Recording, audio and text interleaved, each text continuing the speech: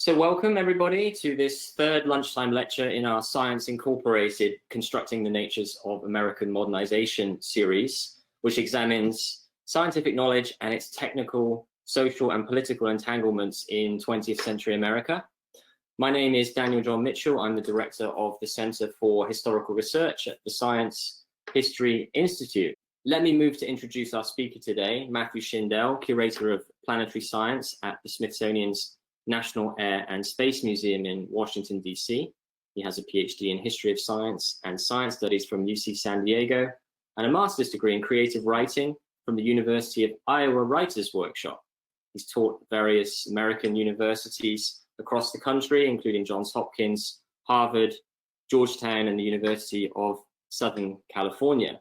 Now, with Matt's lecture today, we shift the focus of the first two lectures from a government agency, that's the Department of the Interior, and then an American Technology Corporation, that's RCA, to an individual scientist, Harold C. Urey, a Nobel Prize winning chemist and one of the most famous American scientists of the 20th century.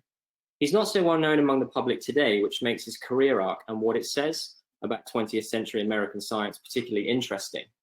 Matt's talk is based on his recent book, The Life and Science of Harold C. Urey, published in our Synthesis book series in partnership with the University of Chicago Press, and it appeared towards the latter half of 2019. The research on which this book is based goes back to Matt's dissertation and his time as a Haas Fellow at the Institute in 2009 to 10, back when it was Chemical Heritage Foundation. And he made use of a number of sources in our collections, for example, our chemical trade magazines, which helped him build up a picture of industrial chemistry during World War I, and also our oral histories of Urey's colleagues, for example, Mildred Cohn. Unfortunately, we don't have one of Urey himself, who died in 1981. But let me hand over to Matt, of course, who knows everything there is to know about Urey. Matt, let me say thank you so much for agreeing to talk with us today. It's an absolute pleasure. Thanks, Daniel. And thanks also to the Science History Institute for having me as part of the series. And thanks to everyone who's tuned in today for the talk. I'm really flattered to be included in this ongoing discussion of American science in the 20th century and to get to provide the sort of biographical perspective to this discussion. One of the arguments that I make in the book and I've made elsewhere is that the view we get of science depends on where we look. And to get us any sort of holistic view, if it's even possible to get a holistic view, requires that we look at science from every level, at institutions, agencies, universities, corporations, professional societies, large international projects, but also at the human level, and that it's important that we look at a diverse set of humans to get that view, which means kind of getting beyond your usual characters, your Oppenheimers, and your Einsteins.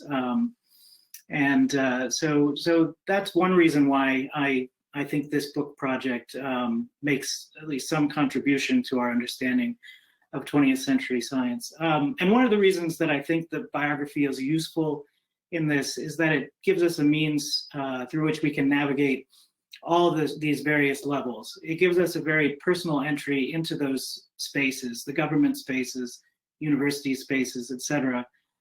Which is not a comprehensive view or a God's eye view of those things, but instead gives us just one perspective on how life and work were approached in those spaces, how relationships were formed, and how those spaces connected to other facets of life, politics, culture, and previous periods of an individual's life.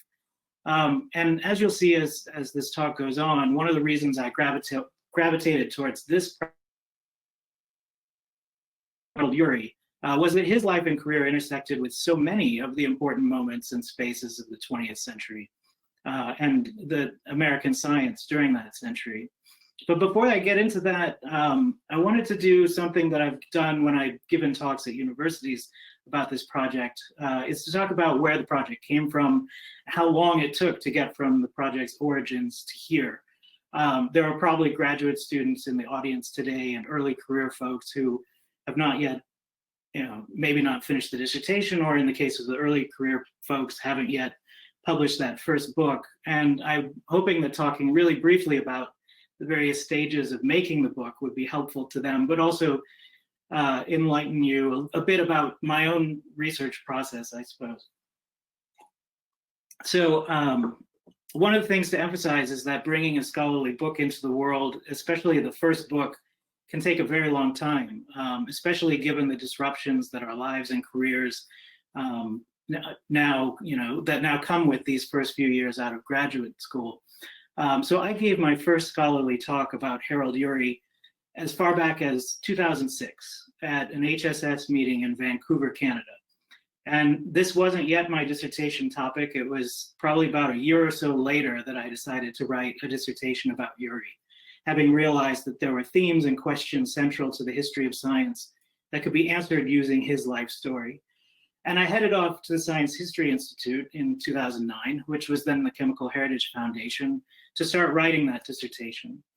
And in the summer of 2011, I defended that dissertation and then set off to work on another project for the next few years. So now we can fast forward to 2015. A couple other book projects I contributed to were starting to appear, and I'd gone through what I count as 2.5 postdoc positions, and finally found myself in the first permanent job that I've held, which is my job here in the Space History Department at the National Air and Space Museum. And it wasn't until then that I really got a chance to finish revising the dissertation into a book manuscript, which was something that I'd been doing off and on since defending the dissertation when I wasn't working on those other projects, teaching or moving across the country, 2 or 3 times during that period. But in my first year at Air and Space, I was able to devote a lot more time to the book than I had in the past. I was able to devote 2 whole days a week, both of them weekdays, to the book.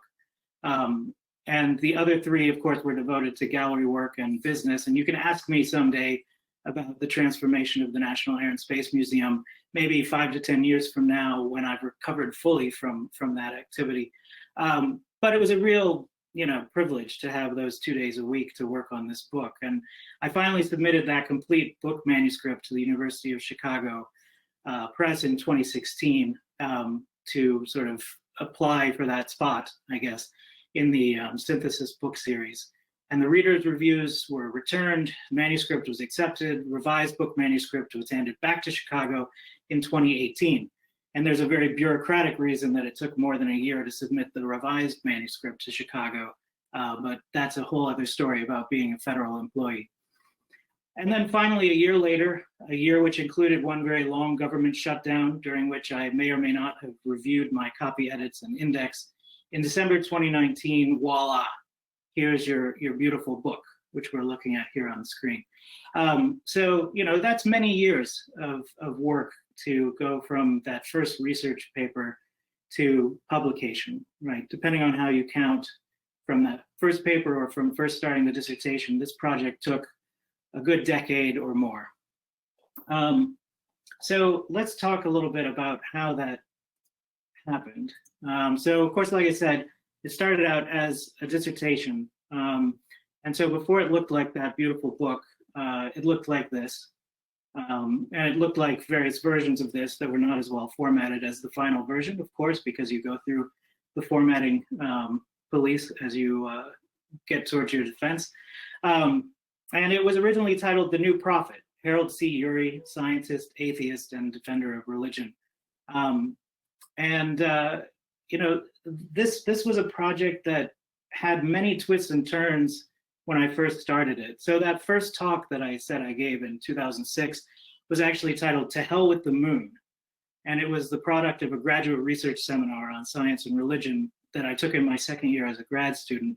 And that title of the talk, To Hell with the Moon, was lifted with a slight alteration from a letter that Urey had written to a colleague in which he proclaimed that if the moon didn't hold special scientific value, and he thought it was a captured remnant of the early solar system, then to hell with it. Why were we spending so many billions of dollars to study it via Apollo and the earlier robotic missions if it was just going to be a bunch of boring rock like the rocks that we find on the Earth?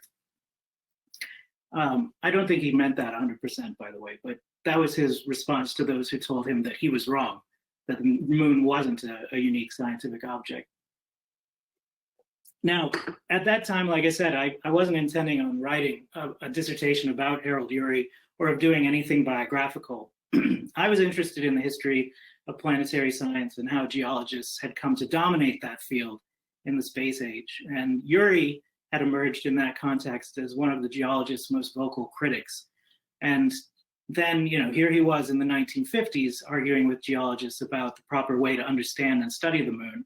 And I wanted to understand him better, only as part of that larger story.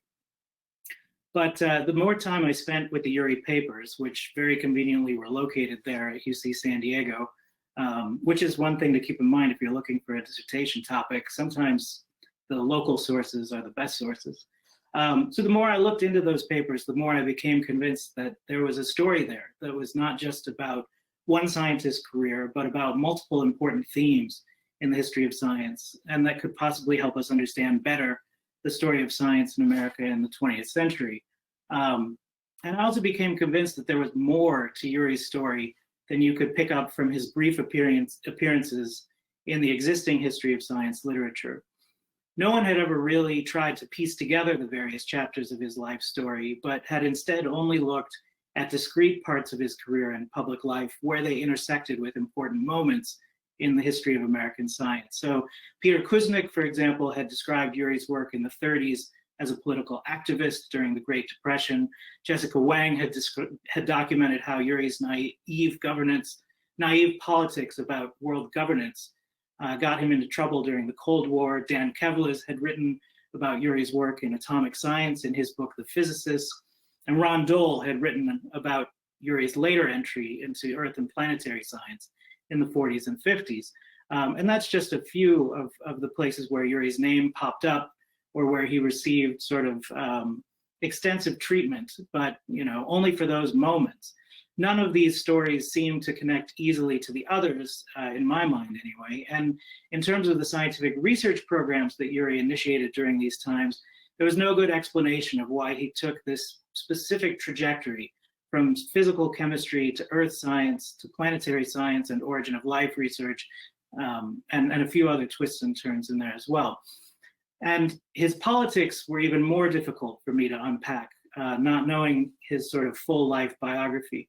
It would seem like a strange mix of progressive politics and moral rigidity, and none of these histories really touched on Urey's religious upbringing or his Cold War project of defending religion and arguing publicly for a kind of reconciliation of science and religion, which was odd and different from other reconciliation projects that we've seen in other studies. In his, science was given the upper hand in a lot of ways, in giving science the ability to describe the universe without any kind of recourse to miracles or to a divine being even. But at the same time, it made science subordinate to religion in other ways, saying that science could not exist in an unreligious society. So it was a very unique position, I thought, and not incredibly, not ever really fully articulated in Urey's writings, but in his public speeches, he came to this topic quite often. So knowing those things that I'd found in the archives, I wrote up a dissertation proposal to write not a biography, but a biographical study of major themes in 20th century American science through the lens of Harold Urey. And this satisfied most of the folks who told me that I couldn't or shouldn't write a biography for my dissertation or for a first book. So what were the themes that I was trying to look at through Urey's life and career?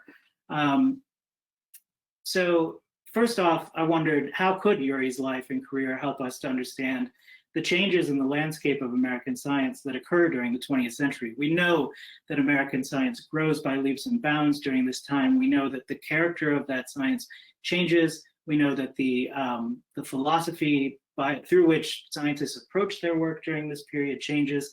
So how could his life, how could Urey's life help us to understand that a little bit better? Secondly, what could Harold Urey's life tell us about the relationship between science and religion during this period? And in talking about that relationship, I really wanted to get beyond, or set aside, I should say, maybe, these questions about science and religion as large institutions or as ways of thinking or approaching the world, but instead think about science and religion as spaces that people occupy and in which they live their lives, and that often get kind of muddied up in their everyday lived world and also in the work that they do. So what could Urey's life tell us about this, and what story was there to tell about Urey's religion in the first place, something that had not been addressed in other histories that included Harold Urey. Third, how would these categories of science and religion come into play in the Cold War in shaping Urey's scientific research program and his public persona, since they became such a large part of his public speeches during the 50s and later? What role did they play in shaping his way of his approach to science? By the way, I included this photo here of Urey's announcement in the New York Times that he was winning the Nobel Prize for two reasons. One, the Nobel Prize, or the New York Times got it wrong. He wasn't winning for the discovery of heavy water, but for heavy hydrogen. And the other is that I'm going for a air and space bingo, which is that there's actually a headline about Lindbergh, Charles Lindbergh there as well. So, watch out for the next square in air and space bingo, which would be the appearance of Wernher von Braun. And so those were the main themes that I was looking at in the dissertation, or at least that's how I think of them now in retrospect. I probably framed them differently when I was writing that dissertation proposal. I don't really want to go back and look at it to find out. But that thematic approach was fine. It really helped to approach large problems in the history of science through this biography. But it also meant that I had to sort of deal with this story thematically rather than chronologically. So there was a lot left out and there was a lot of jumping around in the dissertation. And that doesn't necessarily make for a good book. So for the book, the question was, could those themes all come together to produce a coherent life narrative of someone who's been sort of enigmatic in our understanding of the history of science and whom we have not really shown the spotlight on in the past? The joke was on me then, right? And on everyone who I told I wasn't writing a biography, because eventually I did have to turn this thing into a readable biography, which meant constructing that chronological narrative from that formerly thematic approach to Urey. And that chronological narrative has some logical highlights that do line up, obviously, chronologically, because he lived his life chronologically. And it touches on a lot of different points in history that are important to us as historians of science, other moments in history that are important to America in terms of its understanding of how it came to dominate the 20th century, and also significant moments in his own personal life and life story. So those things, I think, what I'm calling here in this slide the highlights, are what helped me to kind of string together that story, and hopefully those will become a little clearer as I talk about the various parts. So what this ultimately becomes is a story I like to think about. It's a story of transitions and transformations. And to elaborate on that, I feel like the world around Urey during his life is changing, going through very major episodes of war, of economic depression, of tense politics. And meanwhile, Urey is transforming, first transforming himself into a heroic scientific figure, solidifying his all-Americanness in his public persona through various narratives of his life history. And then also transforming his research program in ways that take advantage of the changing scientific landscape and funding opportunities, and also in ways that allow him to participate in larger public discussions of the scientific worldview and its larger meaning and its intersections with religious themes. So let me talk to you about two of those moments of transformation today. We're going to skip over parts of the book. So for example, today we're not going to talk about World War II, even though it's such a huge event. You can read the book if you want to know how Urey survived World War II. I won't give you any spoilers in this talk. So the first transformation is this transformation from poor religious farm boy to scientific hero, and it essentially occupies the first 3 chapters of the book. And this transformation, I would say, is forged in 2 very large events on the world stage, one being World War I, and the other being the rise of quantum physics, both of which allow Urey to kind of to solidify this transformation into a scientist and eventually into a scientific hero. But let me backtrack a little bit, because we haven't even really gotten to World War I. Let's get back to Urey's first appearance on the Earth. Urey was born in Walkerton, Indiana, on April 29th, 1893. He was born to parents Samuel and Cora Urey, and this was a family that seemed to be at least on the rise from very humble beginnings. Both Samuel and Cora had been born into somewhat poor farming families. Samuel's family was poorer than Cora's, but neither one was incredibly well off. In the case of Samuel, Samuel came from a family that had deep roots in the German Baptist Brethren Church, which was an Anabaptist sect that today is known as the Church of the Brethren, but at that time was a sort of very Pennsylvania, in the style of the Pennsylvania Dutch religions, a very sort of Anabaptist, separatist church that was just starting to make connections to the larger world. Or I should say, they had started to make those connections 1 generation earlier. And Samuel had been the benefit of that, having gone to college and having at first gone into a career as an educator. So when Urey was born in 1893, the family was living in Walkerton, where Samuel was the principal of a school there, and had sort of risen himself up from small 1-room schoolhouse teacher to principal or superintendent in this small Walkerton school. But this upward mobility, unfortunately, was not meant to be. Samuel and the majority of his siblings ended up contracting tuberculosis and dying in short order. And so Samuel's tuberculosis ultimately ended that upward trajectory for himself, Cora, and Harold.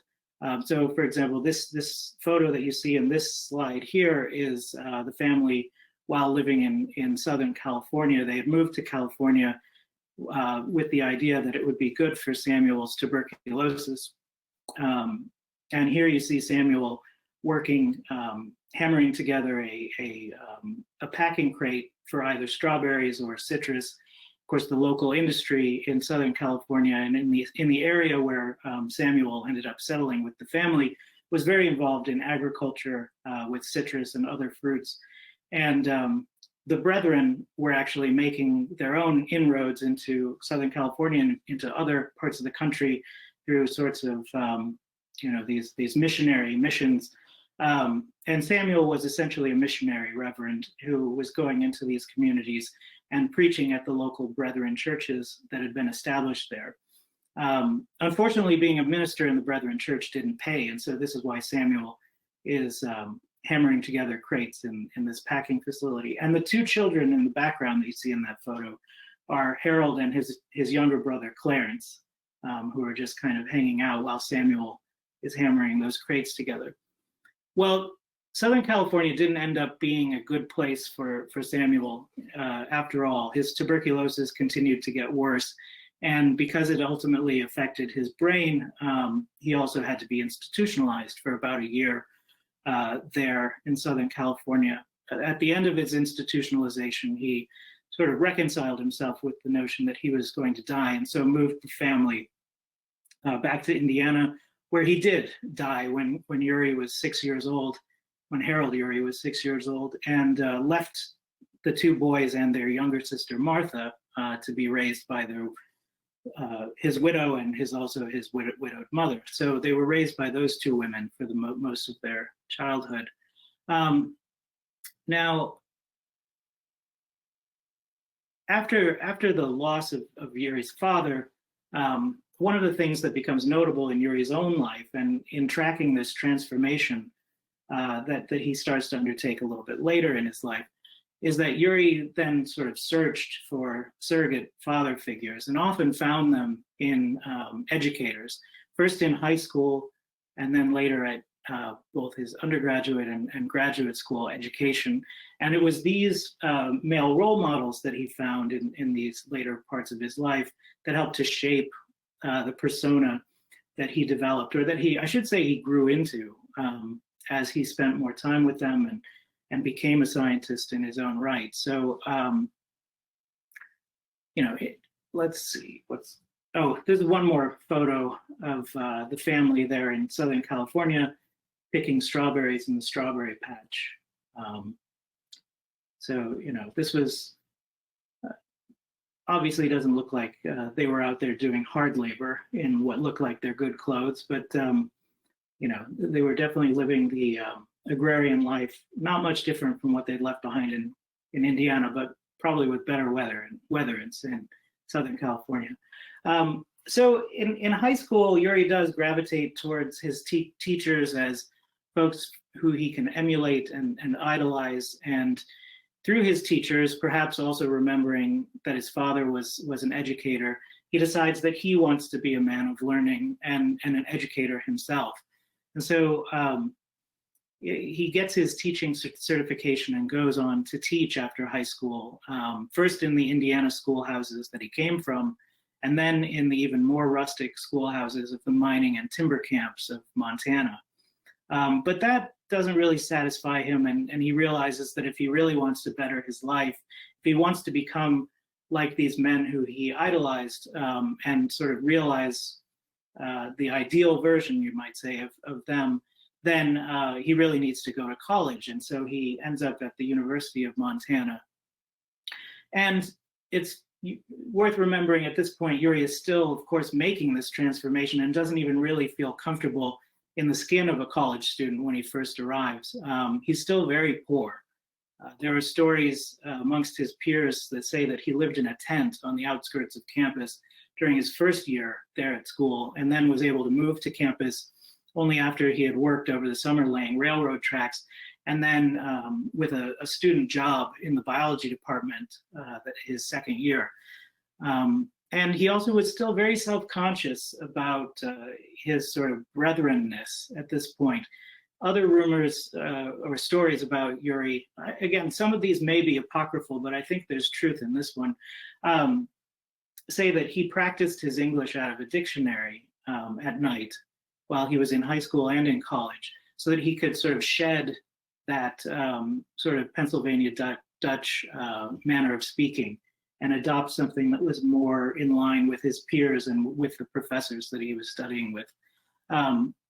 And there's another story within the family of, and by the way, I'm very thankful to the Urey family. John Urey, I know, is on the line right now, for cooperating with me as I did this project. They were very helpful and generous in providing me with various materials.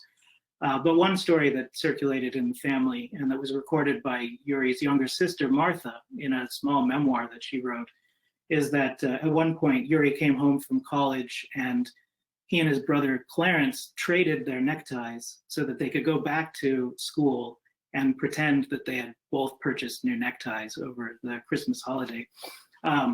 So, he was trying to cover up in a way, or not draw attention to the poor economic situation in which he'd grown up, and also through those exercises, like practicing from the dictionary, attempting to cover up that sort of brethrenness and be more the white Anglo-Saxon Protestant model that he saw in the American academic setting. One other thing to point out is that during these years in college, of course, World War I is in the background of all of this. And so on the left of these portraits that you see that are Urey as a freshman, Urey as a sophomore, and Urey in the middle, that's his senior year photograph. Or no, sorry, that's his junior year photograph. He actually finished college in 3 years instead of 4. He was always very ambitious and on the fast track. You can see that transformation kind of happening of him becoming that sort of educated, or the man of the erudite man, I should say, with that stare that you see in the middle photo. Very serious, very knowing. He actually had the nickname in college, Professor Urey, because he seemed so much like a professor already at that point and was so serious about his studies. And one of the reasons he was so serious was because of two professors that he had there. One of them I'll mention was Archibald Wilmot Bray, who founded this incredibly nerdy and Anglophilic fraternity that was based on the Oxbridge model of education, where he and a couple of other sort of senior students helped to tutor other students in that sort of Oxbridge model, in which you have a tutor who does the majority of your education. And Urey only realized later, after the fact, that this wasn't something that was normal when he went to college, that he got sort of a special education at University of Montana. But getting back to World War I being in the backdrop of this, you can see the type of messaging that was coming out during World War I in America, especially after the US entered the war, about patriotism versus parasitism in wartime. And that sentiment was very present on the University of Montana campus, where if you read the yearbooks from this time, which, because I was writing this project, I did. I don't sit around reading yearbooks from the World War I era that often, but they're very instructive, because you learn that this sentiment of, really needing to contribute to the war effort and to stand up for your country was very prevalent on college campuses. And in Montana, this was combined, as it was with in a lot of other places, with an anti-German hysteria. So it was incredibly important for Urey during this time to stand out as being sort of all-American and not being from this sort of odd Pennsylvania Dutch community of German Baptist brethren, where, up until, I think, during his childhood, they were still doing services in German a lot of the time in various churches. And they were also a historic peace church at the time, and still are, even though they've sort of become a more mainstream Christian sect in today's times. But, they were a historic peace church. And even though in World War I there was the conscientious objector status, and you could apply for that with your historic peace church membership, this didn't always work out well for those who claimed it. And in Montana, they were particularly violent against those who claimed pacifism or claimed any kind of ethnic German heritage, or continued to want to uphold ways of life of ethnic German religion. So when Urey graduated from Montana in 1917, I skipped over this. I'm going to not say much about it. But I wanted to emphasize that during this whole time, we know Urey as a chemist in his later career, but he was actually a biology student when he was in college. And this is one of the Coed Biology classrooms from the University of Montana at that time. And this is one thing that I think is unique about Urey's education at this time, is that if he had gone to college in the elite universities of the East Coast, he would not have been in co-ed courses, nor would he have experienced what he did at Montana, where a lot of the instructors were women as well. They were, in one case, the wife of the head of the biology department, and also his daughter, who later became the dean of students or dean of women there at University of Montana. So one of the arguments I make in the book is that partly due to this exposure to co-ed classrooms and to women as instructors, Urey later was very comfortable having women as graduate students and as postdocs, and to treating them as equals. So, but let me skip over that, because right now we're talking about World War I. So speaking of that fraternity, and speaking also of mobilization in 1917, as Urey is graduating, the fraternity that he belonged to, this Anglophilic fraternity, had relocated its headquarters out to the ROTC camp that was constructed as the barracks were being constructed outside of campus. And pretty much every member of that fraternity joined the war effort in one way or another. Urey, of course, had grown up in this historic peace church, and so didn't necessarily feel comfortable going off to fight and kill. But he was convinced by one of his chemistry professors, because even though he had gotten his degree in zoology and taken a good number of courses in chemistry, that anyone with chemical education should go and fight on the chemical side. Basically, go and contribute to America's war effort through chemistry. And so he moved to Philadelphia, took a job at the Barrett Chemical Company there outside Philadelphia, and was involved there at a very low level, because remember, he only has an undergraduate degree in biology, in the production of TNT for the war. So this is that moment, at least in the way that Urey would tell his own autobiography, this is the moment where he becomes a chemist, is when the war turns him from a zoologist to a chemist and gives him his first real practical experience with chemistry. But wartime chemistry was exciting, of course, because you were contributing to the war effort. After the war ended, industrial chemistry didn't seem quite as exciting to Urey, and so he returned to the University of Montana after that, briefly, and then from there went on to the University of California. And at that time in Berkeley, after the war, the chemistry department was really on the rise, because so many members of the faculty had contributed, of course, to the American Chemical Warfare Service and to other chemical aspects of the war. And so he comes to Berkeley at a time when chemistry is really being celebrated, and goes to study under Gilbert Lewis, who was sort of one of the heroes of World War I's Chemical Warfare Service. And the other thing that's happening at Berkeley and around the world at the time, of course, is interest in the atom. And Lewis is interested in the atom, as is Raymond Burge in the physics department there. And between Lewis and Burge, Urey becomes very wrapped up in these arguments of the nature of the atom and the structure of the atom, and what does chemistry say versus what does physics say. And none of them yet, of course, are talking about chemistry or the atom in a quantum sense, but that's on the horizon as well. So Urey spends a few years in Berkeley from 1921 to 23 studying under Lewis, but spending an equal amount of time with Burge in the physics department. And really, this is where Urey becomes a physical chemist and someone who is very comfortable working alongside physicists and chemists,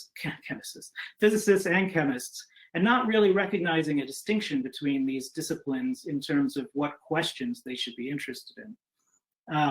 After he finishes at Berkeley in 23, he then goes on to Copenhagen for a year, where he expects to spend time with Bohr. But Bohr is off sort of touring the world and bringing the quantum gospel out to the world. And so Urey doesn't see Bohr quite as much as he first expects, and instead spends most of his time with Hans Kramers, who was Bohr's assistant. And through Kramers and through his sort of, not foster family, host family in Copenhagen, Urey really comes to love two things. One is Copenhagen and that sort of European style of life in which, capitalism doesn't seem to rule, and it seems to be a sort of gentler version of life where people pursue meaningful interests rather than buying big cars and going to the movies, which Urey starts to look down upon, at least in his letters back home. And the other thing that he falls in love with, of course, is quantum physics, and the notion that you could apply these ideas that were coming out of European physics, places like Bohr's Institute, and you could apply those ideas in chemistry. And this new physical chemistry that would then take root in America, Urey really becomes one of its first emissaries to come back from Urey with that way of, or to come back from Europe with that way of thinking. So you can also see a similarity, I think, in Kramer's appearance and the appearance that Urey starts to adopt as well after this time. One thing, though, when Urey comes home from Europe, he is recognized as an expert in quantum physics, but he at the same time knows that he does not have the math to really contribute to quantum physics and to the new quantum mechanics when that really starts to take off. And so he doesn't feel like he can contribute to that theoretical side of things, but he can teach it. He feels like he's competent enough to teach it and explain it to American audiences. And so his reputation starts to grow as an American who understands and knows quantum physics. And he publishes the first American textbook on quantum chemistry with Rourke called Atoms, Molecules, and Quanta in those early years back from Europe. But the other thing he does is he dives into experimental work with stable isotopes. This is his way of applying quantum theory to practice. And he sets out to separate and detect a heavy isotope of hydrogen, which is what ultimately wins him the Nobel Prize in 1934. And here he's taking advantage of the low temperature facilities that were available at the Bureau of Standards. And he had gotten to be very good friends with the scientists who worked at the Bureau while he had his initial post-Copenhagen post at Johns Hopkins University.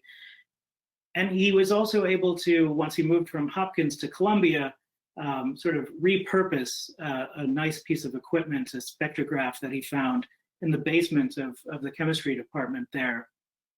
So through those connections at the Bureau, and then also the instrumentation that he found at Columbia, he was able to do that pioneering work with the hydrogen isotope.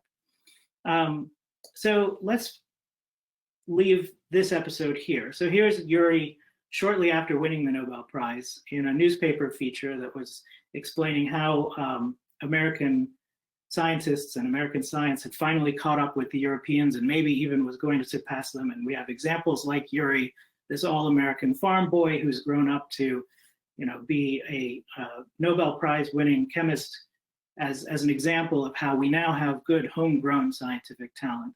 So I'm going to end this portion of the talk right here, as this is the point where that transition, that transformation in Urey's life has somewhat been completed and solidified. But let's skip now to the post-World War II. I said we were going to skip World War II and the Manhattan Project and head straight for Urey's entry into Earth and planetary science. But let's say, just in passing, that the war was a difficult time for Urey. He was selected to head Columbia University's contributions to the Manhattan Project.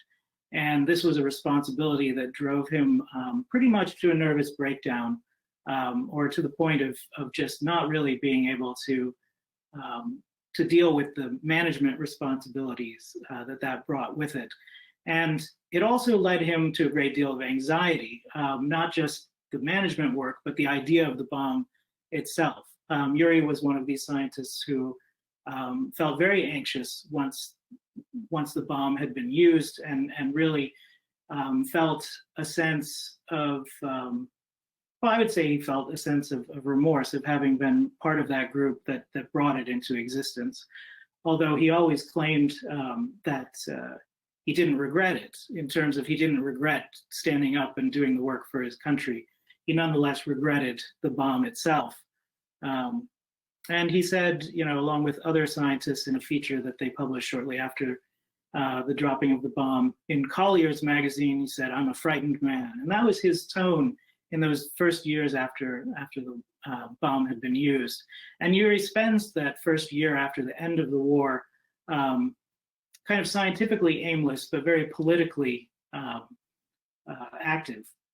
So, for example, he's out in the public eye arguing for the world governance of atomic weapons. He is founding organizations like the Federation of Atomic Scientists and the Emergency Committee of Atomic Scientists to bring that message to the public and to policymakers that these new weapons are too dangerous to be let out in the world without strong governance, and that we should not get into a race to build more and more powerful weapons because without some kind of control, that would be reckless. Well, obviously they failed. We all know they failed. And this was demoralizing for Urey, not just personally, but professionally. He was investigated by the FBI during this time. His name was slandered on the floor of Congress. He was attacked from the newspapers. And his sort of final attempt at intervening in politics came when he spoke out for the Rosenbergs in 1951. And as you can imagine, that did not go well for him, since he was already under so much scrutiny just for standing up for world governance of atomic weapons. When things started to improve for Urey was when he turned back to experimental work. Like I said, he spent that first year after the war sort of aimless, without a new scientific project to work on. And he didn't really want to go back to his old project of isotope separation. He wanted to do something more interesting and with less connection to his wartime work. And so he decided to move away from isotope separation and move on to developing new methods of using mass spectrometers to study isotopes in nature. And mass spectrometers, you remember from an earlier slide, this is Urey sitting at a home-built version of a mass spectrometer in his lab back at Columbia in those years shortly after winning the Nobel Prize. They are not, at this point, these incredible, at least not for the light isotopes, incredibly engineered, commercially available products. They are instead ones that you have to have basically a mechanical engineer, an electrical engineer, and a specialist in building those things in order to get one in your lab.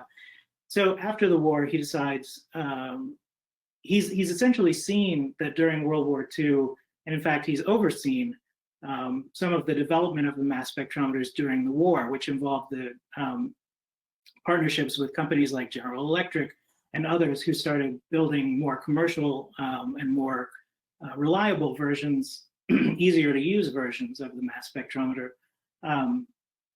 And so he starts to think that there could be more applications for mass spectrometry if you could just get more mass spectrometers into more labs around the country. And he decides he's going to start sort of pioneering some of this work by trying to develop what he comes to think of as an oxygen thermometer. So what he means by oxygen thermometer is that it was sort of a recognized phenomenon in nature that the oxygen, the isotopes, the stable isotopes of oxygen tend to be taken up into the calcium carbonate shells of mollusks in different ratios depending on the temperature of the water in which they're living. So if you can get a core sample from the seabed and determine a time scale for when the fossil shells were deposited there, and then if you can use a mass spectrometer to determine the temperatures in which they formed based on those isotope ratios, then you can determine a temperature history for that part of the ocean. And that's what Urey sets out to do. And as it turned out, you could get core samples from the seabed, thanks to work that was being done in earth science and oceanography during those years, which were, of course, growing in scale and the amount of funding that they had, thanks to Cold War funding sources. And the Navy, of course, being one of the original funders of post-war science, funding a lot of studies into the nature of the ocean and of the seafloor. And it turned out that you could get funding from the Navy and from private industry, for example, from the American Petroleum Institute, for studying the nature and conditions of the seafloor, which is how Urey funded the building and the initial research that he did with those first mass spectrometers that he built in his lab. And eventually, you could get money from the National Science Foundation and from the Atomic Energy Commission for studying things like the movement and behavior of isotopes in nature. Anything about isotopes was pretty attractive to the AEC, even if you're talking about stable isotopes. So using the new Cold War funding sources, Urey built a brand new research program at the University of Chicago. And in doing so, he trained a handful of graduate students and postdocs who then went on to found programs in stable isotope geochemistry around the country. All of them kind of taking advantage of the same trends in research and in funding that Urey had. But eventually Urey moved on to other questions. So for example, here's his graduate student on the right, Stanley Miller, standing in front of the apparatus they had set up to run their origin of life experiment. This was a topic that Urey became interested in after he had turned his interest already to the story of the history of the planets, how they had developed and where they came from, sort of his own chemical treatise on the history of the solar system. And that was published in 1952. And one of the ideas that Urey developed in that book and in some of his writings afterwards was that the moon was a geochemically unique part of the solar system, and that he believed that he saw evidence that the moon was actually a captured object. And even more, significantly, if he thought that if this object was the object that he thought it was, which was one of the original objects of the solar system from which the larger planets were built, what he called a primary body, then it could hold the clues for the history of the solar system. And they're just waiting there on the moon for the isotope geochemists to go and unlock them. Well, these ideas eventually pulled Urey into NASA's orbit, pun intended. And we tend to think of the early robotic missions to the moon like Ranger, Surveyor, and Orbiter as having been preludes to Apollo, and they certainly did become this. But of course, they of course have a history that predates Apollo, and in fact, it was Robert Jastrow within NASA, armed with Harold Urey's theory of the moon's special scientific value, that first made the arguments within NASA for the importance of robotic lunar exploration. So here's where I'm going to hit Air and Space bingo with Wernher von Braun standing next to Harold Urey. Urey's arguments became very important for NASA, especially in these early years, for arguing for A, the importance of science in exploring the moon, but also B, the importance of the moon as a scientific target. But for Urey, he insisted that this exploration had to be taken on in a very specific way that connected to the very large questions of the solar system and not sort of the smaller geological questions about, these individual rocks and how similar they are to rocks on Earth. So I know that I've run out of time. So I'll just open it up for questions at this point. I think that was the last slide, so it's not too much of a abrupt stop. So I'll turn it over to Daniel to moderate the questions. Thanks so much, Matt. Yeah, if everyone can stick with us, I think we can have about 10 minutes or so of questions. Let me just ask you a quick one, Matt. Maybe it's not a quick one after all. What was it more precisely? Can you say a bit more about Urey's nervous breakdown and what prompted that? You said almost led him to a nervous breakdown. Yeah, I mean, I think I don't want to diagnose it as a full-blown nervous breakdown, partly because I don't feel competent to do that. But certainly the way that others described it was that he kind of fell apart towards the end of the war because of the pressures that were on him. For example, at one point, General Leslie Groves describes meeting Urey for lunch, and Urey couldn't stop fidgeting, and his hands were shaking, and he could barely lift a glass to his mouth. This is the way that Groves describes it, and others describe seeing him, running into him on a train that was headed to Los Alamos, and he did not look like himself at all. He just looked like he had the weight of the world on his shoulders. And one final step that Groves took to try to kind of get Urey under control. And I should say that I take everything Groves says with a grain of salt because he and Urey didn't get along. But he instructed one of Urey's colleagues to take Urey on a fishing trip to try and calm him down, which failed because it just aggravated him even more being away from the project. And so they finally just had to kind of sit him down at his desk and tell him, we need you here, and we need you to continue to be our sort of face of this program, but we're going to leave the handling of the day-to-day to someone else for a while. And John is on the line. He might be able to say something about anything he observed of his father during that time, if he remembers.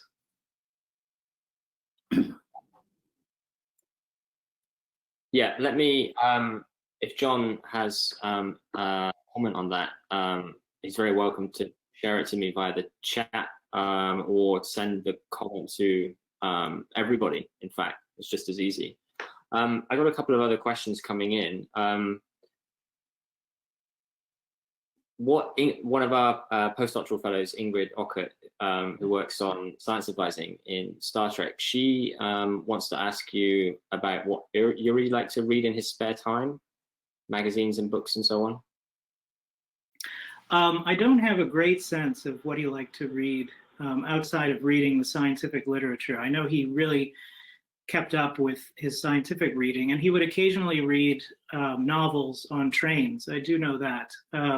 So while he was in transit sometimes, I have found one letter where he mentions having read the China Syndrome and having been completely made even more anxious about atomic energy after that. And he would read books that he was reviewing for the University of Chicago Press, which he did while he was a faculty member at University of Chicago Press. But I don't really have a good sense of his reading habits other than keeping up with the literature. But John does. Good. Okay. As far as reading is concerned, when I was a child, one of my most favorite times with my father was that at night before I went to bed, we would curl up on a large couch, me in his arms, and he would read to me. He loved Mark Twain.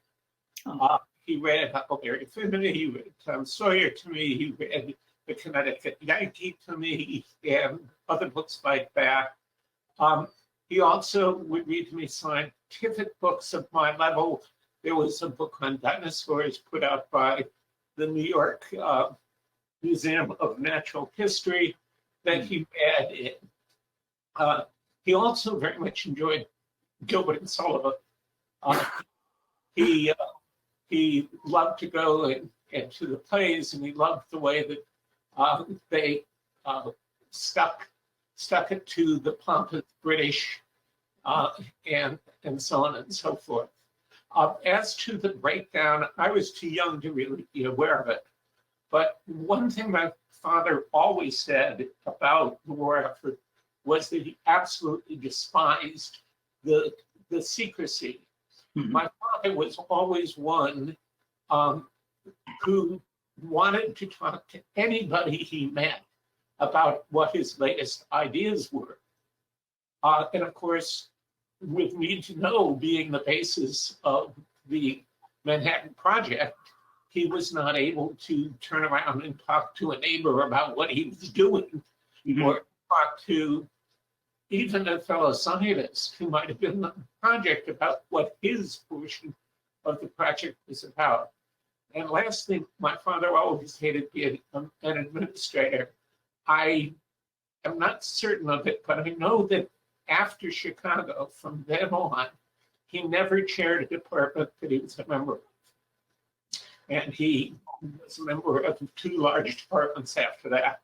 And I'm not sure that he was ever chairman at Columbia either, because he hated to do work of that sort. Yeah, I think you're right about that. And definitely after the war, he always kept his research team relatively small, so it would always be an easy group to manage. Just 1 or 2 grad students and postdocs, and his lab assistant Toshiko Maeda, and that was pretty much it. That's really fascinating, John, to have your recollections there, and just want to thank Vince for being able to get him on the line. That's really really a privilege. And Matt, I just wanted to say that Harold Barringer, one of Urey's grandsons, just wanted to thank you on the behalf of the whole family. So that's daughter and son, several grandchildren, and several great-grandchildren. So they really appreciated that. So, well, I'm very grateful to them for saying that, and it's great to have heard from the family on a few occasions that they do feel that that the person they knew is represented there. So I'm very happy that I managed, having never met him, just to have reconstructed something familiar from the documents in the archives. So just to broaden things just a little bit, I mean, we heard something just now about Urey's broader interest. Would you say at this period in time, like the post-Second World War, the Cold War phase, the science is still participating in a general culture? And, as the years have gone on to the sort of 70s, 80s, and so on, do you find that there's a kind of tendency for the scientist in a way to drop out of the national spotlight, and that has something possibly to do with the lack, as it were, of a posthumous legacy for Urey in the public consciousness, at least. That's an interesting question. Urey was very much, in the public eye and participating in various public discussions, during his, especially, obviously after he became famous with the Nobel Prize. This is when, the folders in the archives are all from, essentially, of all of his public speeches. And it's from those public speeches that I constructed as much as I could of this public persona and his engagement in these larger discussions. And there were these large discussions going on in various public venues. For example, there was a series of conferences about science, religion, and philosophy, and their relation to the democratic way of life, for example, that were being co-hosted by Columbia University and the Jewish Theological Seminary in New York during those years leading up to World War II. And Urey was a part of that group and participated in their discussions. And then in the Cold War, his public speeches were always talking about these sort of larger issues of the large arc of science and science's relationship to society, to culture. What type of society do you need to have in order to have good science? Because he saw these things as being very intimately connected. You couldn't have science unless you had the right type of society. And that type of society to him was a democratic society that had some kind of moral code by which it lived, that told people to be honest and to treat nature and treat others with respect, etc. So, I don't know why. Well, one of the reasons I think why those ideas haven't carried forward and why we don't know Urey for having made those types of statements is that he never really published them. He never wrote them down in any form other than in those public speeches. I think that he may have intended to.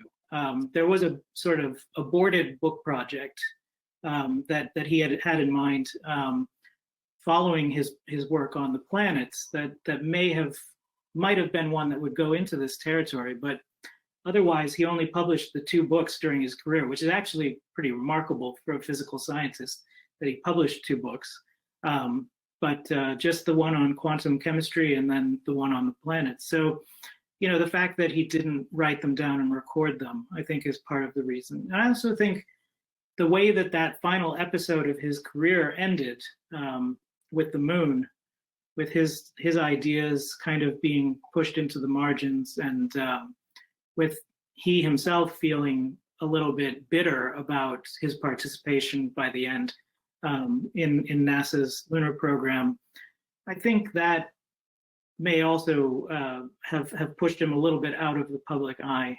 He was kind of eclipsed by other personalities that sort of grew out of that period of science, that sort of Apollo era and beyond, the sort of big persona scientific personalities. Okay. I know we're running out of time here, but I have got some excellent questions, and if I could just ask you maybe to give brief answers, even though these are very juicy questions that you could get really stuck into. Really about the origin of 2 important experiments or scientific projects. So firstly, how his famous experiment with Miller came to be, and then secondly, the contribution of Columbia and Urey was to the Manhattan Project. Yeah, so with the question of the Miller-Urey experiment, how that came to be, the story, at least that Miller tells, is that one day in seminar, this is one thing about Urey. Sorry, I'm going to try and not make this a long answer. So in a seminar one day,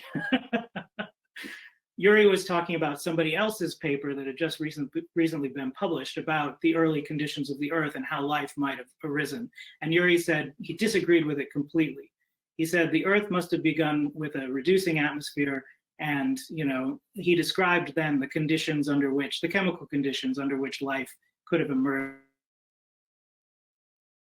In his office, Stanley Miller showed up, and Miller was a grad student who said, I want to do this as my dissertation. I want to run this experiment. And according to Miller, Urey told him, no, don't do it. We'll probably get a negative result, and then you'll have to start over and do something else. But Miller persisted, and the experiment was done. One interesting thing I found was that once they had their positive result, Urey insisted that Miller send it to Science magazine for publication, because he thought that Science would be the place where most people would see it, and it wouldn't be a specialized journal where only a couple of people might see it. And got very frustrated when Science magazine didn't write them back quickly, and sent a second letter to Science saying, I'm withdrawing this paper for publication. You have not responded. You need to respond, blah, blah, blah. I'm canceling my subscription. And then Science, the editors at Science wrote back to Urey saying, well, actually, we were about to accept this paper, but since you decided, blah, blah, blah. Long story, Urey kind of got put in his place a little bit for losing his temper with Science magazine. Ultimately, Miller got the paper published in Science, so there's a happy ending. But yeah, so that's kind of the short story of the Miller-Urey experiment. And then very, very briefly on the contribution to the Manhattan Project. Yeah, so they were working on two main things there at Columbia University. One was heavy water. How could you produce heavy water at large scale? And second was uranium isotope separation methods, including gaseous diffusion and centrifuge methods. The gaseous diffusion method was used at the K-12 facility in Oak Ridge to help produce uranium, fissionable uranium for the bombs. Well, thanks, Matt, and thanks everyone for sticking with us. Matt, fantastic! Congratulations on the book. The culmination of a lot of years of hard work and graft. If you enjoyed Matt's talk, you should also know that he co-hosts the Smithsonian's museum podcast, Airspace, so you can check that out. And of course, come back next week when we shift our focus to science pedagogy and its institutionalization. So our lunchtime lecture will be on the origins of laboratory instruction in the United States. And that will be given by Sarah Reynolds of the University of Indianapolis. And she was a Science History Institute Fellow last year, 2018 to 19. So please join us then, and stay well, take care, and thanks again, Matt. Hope to catch up with you soon. Bye, everybody.